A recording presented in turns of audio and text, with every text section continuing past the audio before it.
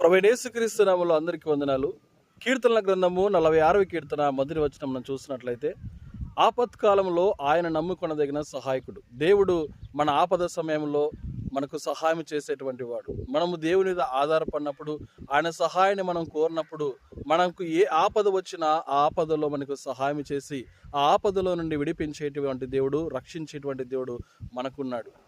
Bible గ్రంథంలో చాలామంది రాజులు కానీ భక్తులు కానీ దేవుని సహాయాన్ని కోరుకొని దేవుని నమ్ముకొని ఆ యొక్క రక్షించుకున్నారు, తమ రాజ్యాన్ని రక్షించినట్లుగా మన బైబిల్ గ్రంథంలో చూస్తాం.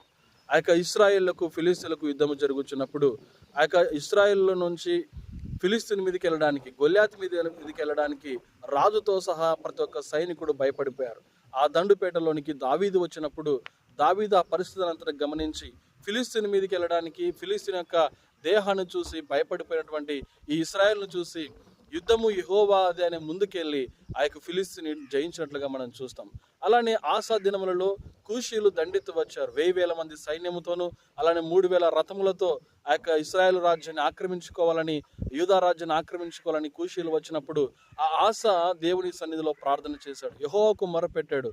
ఆ యొక్క సైన్యాన్ని చూసి ఆసా భయపడిపోయి దేవుని నమ్ముకున్నాడు, దేవుని సహాయం కోరుకున్నాడు.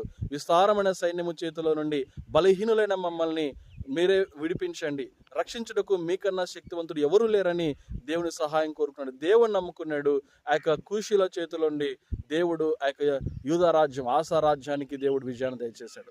అలానే బైబిల్ గ్రంథంలో హిజ్కియా అనే రాజు ఉన్నాడు, యూదా రాజుగా ఉన్నాడు.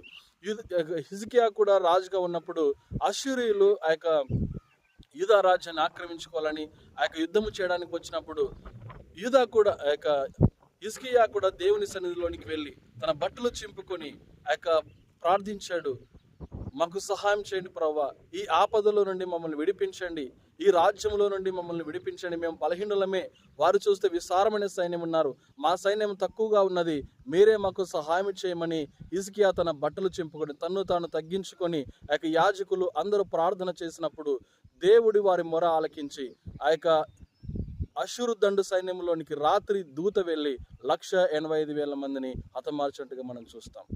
దేవుడు గొప్ప విజయాలు దయచేశాడు.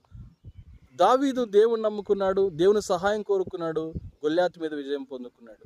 ఆసా దేవుని సహాయం కోరుకున్నాడు, దేవుని నమ్ముకున్నాడు, ఆ యొక్క కూషీల మీద విజయం పొందుకున్నాడు.